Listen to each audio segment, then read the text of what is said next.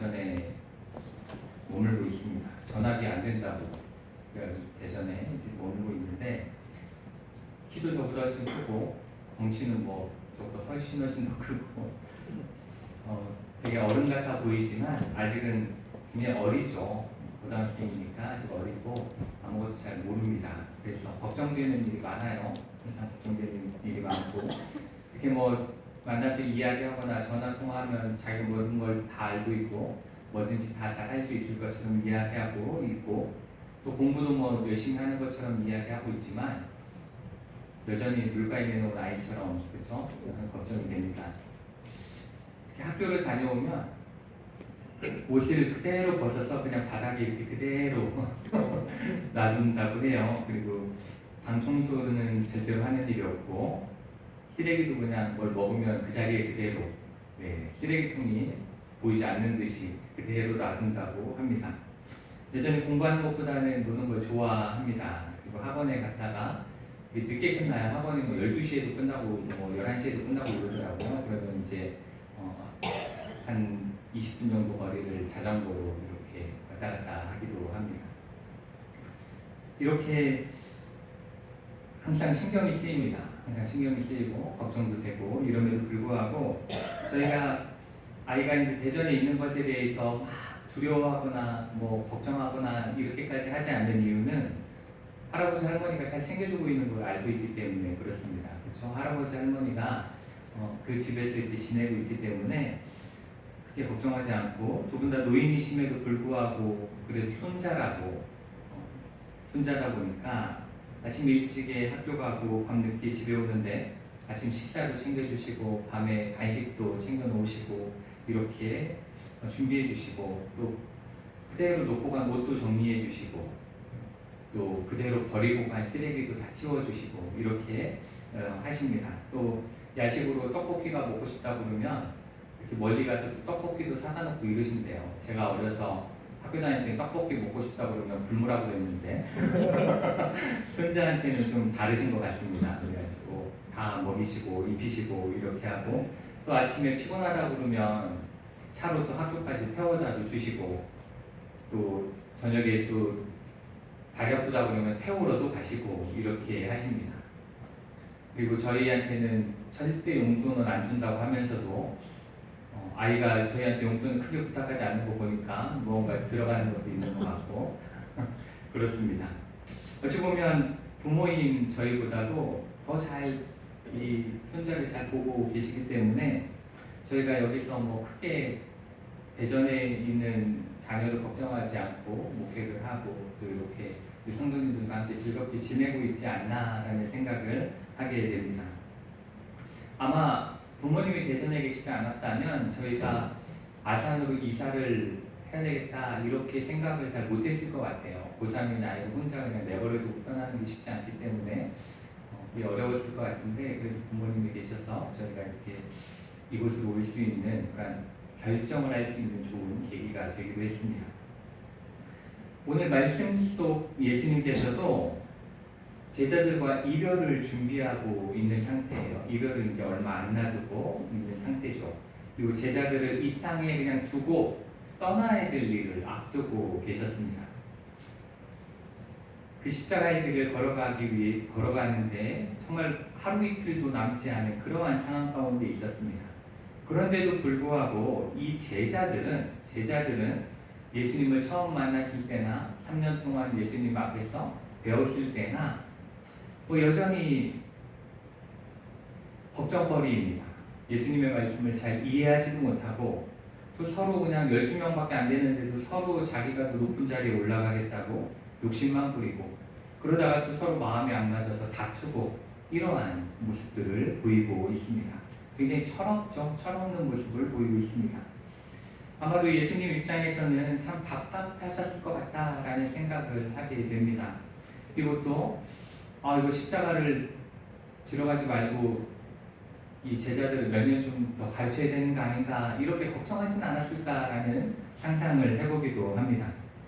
그렇지만 예수님께서 이 십자가의 길을 걸어가시면서도, 그리고 이제 곧 이렇게 철없는 제자들의 곁을 떠나야 함에도 불구하고 제자들 때문에 걱정하지 않고 그 십자가의 길을 걸어갈 수 있었던 데에는 바로 이유가 있었습니다.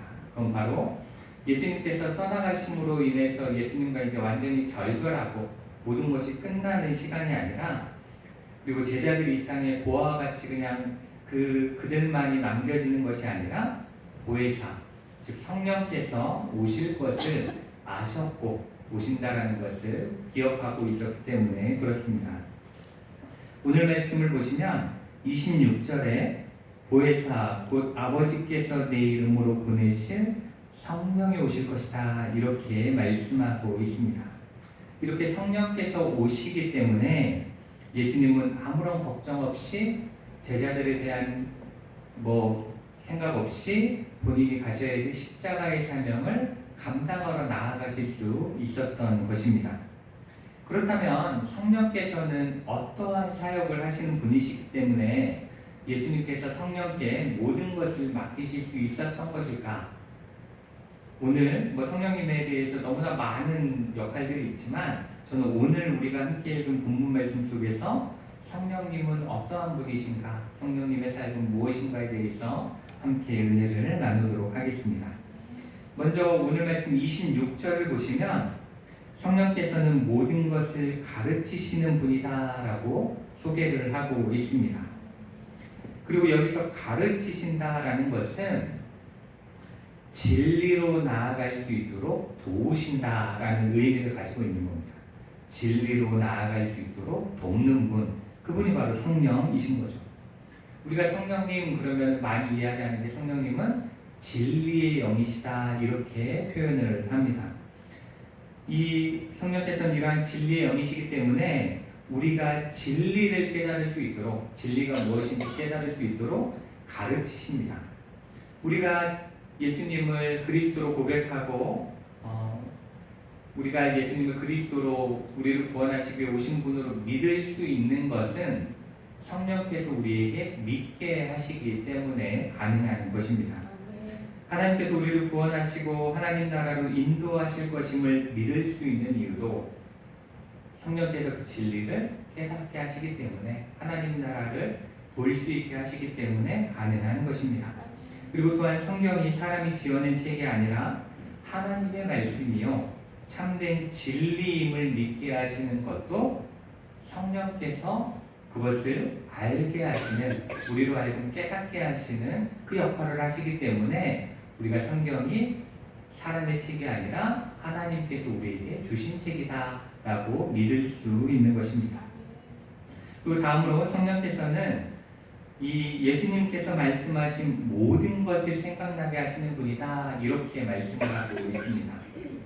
26절 하반절에 말씀하고 있죠. 말씀하신 모든 것을 생각나게 하신다, 이렇게 말씀하고 있는데, 여기서 이 생각나게 하다라는 이 단어는 단순히 기억력이 나빠서 잊어버렸던 것을 생각나게 하는 것이 아니라, 잊어버린 것을 생각나게 하는 게 아니라 무지해서 바르게 이해하지 못했던 것에 대해서 생명력 있게 바르게 이해하고 오류 없이 우리가 잘못 판단하지 않고 바르게 기억나도록 하는 의미, 그것이 바로 생각나게 한다라는 뜻입니다. 우리 성경 한 군데만 좀 같이 찾아보도록 하겠습니다. 고린도전서 2장 말씀을 한번 찾아보실게요. 고린도전서 2장의 말씀.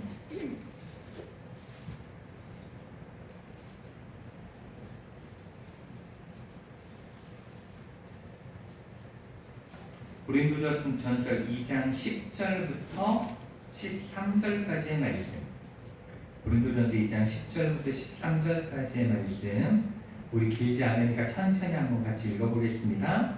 오직 하나님이 성령으로 이것을 우리에게 보이셨으니 성령은 모든 것 곧 하나님의 깊은 것까지도 통달하시느니라. 사람의 일을 사람의 속에 있는 영 외에 누가 알리요? 이와 같이 하나님의 일도 하나님의 영 외에는 아무도 알지 못하느니라.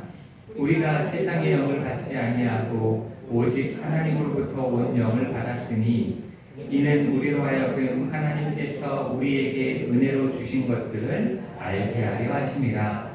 우리가 이것을 말하거니와 사람의 지혜가 가르친 말로 아니하고 오직 성령께서 가르치신 것으로 하니 영적인 일은 영적인 것으로 분별하느니라. 아멘. 이 땅에 있는 인간이 똑똑하면 얼마나 똑똑해서 하나님의 일을 알고 해석해낼 수 있겠는가라고 이야기하시는 거죠. 얼마나 우리가 깊이 있게 깨달을 수 있으면 하나님의 심정을 이해할 수 있겠는가 묻는 겁니다. 우리는 우리의 힘으로는 아무것도 할 수 없습니다. 하나님의 뜻을 바르게 할 수도 없고 하나님의 심정을 우리가 똑같이 느낄 수도 없습니다. 제 아무리 뛰어난 신학자라 할지라도 세상에서 가장 뛰어난 지능을 가진 사람이라 할지라도 하나님이 이 세상을 어떻게 운행해 나가시는지는 이해할 수도 없고 해석해낼 수도 없습니다. 성경이 우리에게 써서 말씀하신 이 말씀도 바르게 이해할 능력이 사람에게는 없습니다. 그렇지만 오늘 이 고린도전서 2장 10절부터 13절까지의 말씀을 통해서 성령께서는 하나님으로부터 온 영이기 때문에 우리에게 하나님의 뜻과 계획을 알 수 있게 하신다, 깨닫게 하신다, 이렇게 말씀하고 있습니다. 그래서 이 말씀을 보시면 제자들의 모습을 보시면 제자들은 항상 예수님께서 왜 이 땅에 오셨는지 정확하게 알지 못했죠. 그리고 예수님이 왜 십자가에 죽으셔야만 했는지도 알 수가 없었습니다.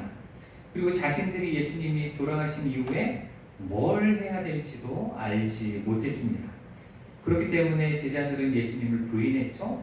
그리고 예수님이 십자가에 달리시자 모두 다 흩어졌습니다. 그리고 예수님의 부활을 믿지 못하겠다라고 이야기했습니다. 그렇지만 그러한 제자들에게 성령께서 임하셨을 때에 그들은 예수님이 어떠한 분이신지 알 수 있었습니다. 그리고 예수님이 하신 모든 일들이 무엇이었는지를 알 수가 있었습니다. 그리고 자신들에게 명령하신 것이 무엇인지를 깨달을 수 있었습니다. 그렇기 때문에 그들은 성령 충만한 가운데 세상을 향해서 담대히 하나님의 나라를 선포했고 그리고 땅끝까지 복음을 전하는 그러한 참된 제자로 변화되었음을 우리는 말씀 속에서 찾아볼 수가 있습니다. 우리가 잘 아는 성령 받기 전 도마는 어떠했습니까? 자기가 예수님의 손에 난 구멍에 손가락을 넣기 전에는 옆구리에 손을 넣어보기 전에는 예수님의 부활을 믿지 못하겠다 분명히 이렇게 이야기했습니다. 그렇지만 도마가 성령 충만함을 받게 되니까 그 믿지 못했던 예수 그리스도를 전하러 정말 땅끝을 향해 열심히 가가지고 인도에까지 가서 복음을 전했다라고 기록되어 있다고 해서 그래서 그 복음이 삼국시대의 한국에도 우리 이 땅에도 전해졌다고 합니다. 그래가지고 그때 그 기독교를 경교라고 불렀어요. 경교라고 불렀고 우리나라에 십자가 유물들이 있습니다. 삼국시대 때 만든 십자가 유물이 있는데 이 숭실대학교에 있는 기독교 역사 박물관이 있는데 거기에 그 십자가 유물이 전시가 되어 있습니다. 그렇게 삼국시대에 복음이 전해질 정도로 도마는 정말 멀리까지 복음을 전하기 위해서 최선을 다해 살다가 떠났습니다. 그렇기 때문에 우리도 똑같습니다. 우리가 성경을 바르게 이해하고 하나님의 뜻대로 살아가기 위해서는 어떻게 해야 돼요? 성령 충만해야 합니다. 성령께서 우리와 함께 하실 때에만 그것이 가능하고 또한 우리를 향한 하나님의 뜻과 계획을 말씀 가운데 바르게 깨달을 수 있게 됩니다. 그리고 깨달은 말씀을 나가서 전할 수 있는 것도 오로지 성령께서 우리를 인도하실 때에만 가능하다라는 것을 오늘 성경이 말씀하고 있습니다. 그리고 다음으로 27절을 보시면 성령께서는 우리에게 평안을 주시는 분이다라고 말씀하고 있습니다. 그렇죠? 성령은 평안을 주시는 분인데 이 평안은 이 성령께서 주시는 평안은 세상이 주는 것과는 같지 않다 이렇게 말씀하십니다. 성령께서 주시는 세상이 주는 것과 같지 않은 평안을 우리에게 주신다 말씀하십니다. 여기서 이 평안이라는 말은 원어로 에이레네라고 써요. 에이레네인데 이 평안이라는 이 에이레네는 단지 전쟁이 없거나 혹은 고통이 없거나 나에게 고민이 없거나 이러한 상태를 이야기하는 게 아니에요. 그런 외적인 조건이 갖추어져서 내가 평안한 상태 이것을 이야기하는 게 아닙니다. 이 헬라어로는 에이레네, 히브리어는 샬롬 이렇게 불려진 이 평안은 어떠한 평안을 이야기하는 거냐면 오로지 하나님과 나 사이에 올바른 신뢰관계가 형성되어졌을 때 갖게 되는 평안. 하나님을 온전히 신뢰할 수 있을 때 내가 갖는 마음의 평안한 상태를 이 에이레네 혹은 샬롬이라고 표현하는 겁니다. 우리가 잘 아는 사도행전 7장에는 스데반 집사님이 순교하는 장면이 나옵니다. 순교하는 장면이 나오는데 그 내용 중에 7장 55절과 56절을 보면 이렇게 말씀하고 있는데 스데반이 성령 충만하여 하늘을 우러러 주목하여 하나님의 영광과 및 예수께서 하나님 우편에 서신 것을 보고 말하되 보라 하늘이 열리고 인자가 하나님 우편에 서신 것을 보노라 이렇게 이야기합니다.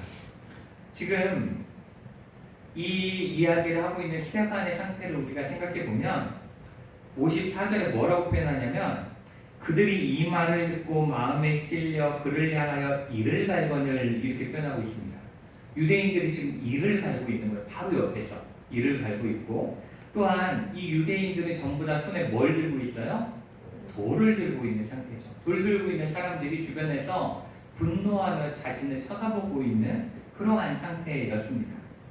그럼에도 불구하고 그는 오늘 이 7장 55절 말씀처럼 성령 충만하였기 때문에 그들의 분노도 두렵지 않았고 그들 손에 들려있는 돌도 두렵지 않았다는 것입니다.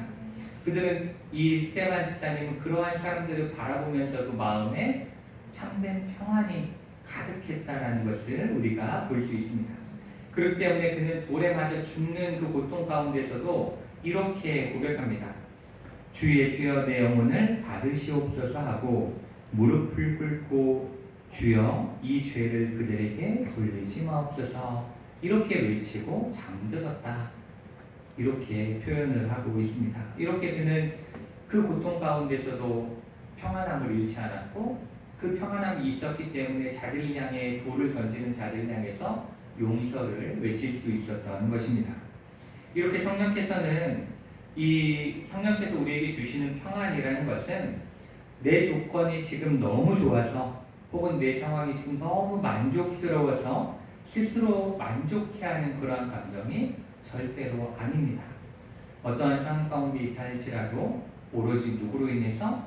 하나님으로 인해서 평안한 상태. 그것이 바로 이 평안의 예수님께서 말씀하시는 평안입니다. 좋은 예화가 하나 있어서 하나 가지고 왔는데 그 영국에서 감리교를 처음 시작하신 분이 이제 뭐 일기에 따라 요한 웨슬레라고 이야기하기도 하고 존 웨슬레라고 표현하기도 하는 그러한 굉장히 유명한 학자가 있습니다. 근데 이 존 웨슬리가 배를 타고 이제 미국을 향해 가게 됐어요. 배를 타고 미국을 향해 이 대서양을 건너서 이렇게 배를 타고 가게 됐는데 그런데 이제 배가 대서양 한복판에서 풍랑을 만났답니다. 큰 풍랑을 만나서 배에 탄 사람들이 전부 다 각자의 신에게 기도를 하고 있었다고 합니다. 열심히 살려달라고 기도를 하고 있었는데 그때 이 존 웨슬레는 이 찬송가 388장 여러분이 가지고 있는 찬송가 388장이에요. 388장을 불렀다고 합니다.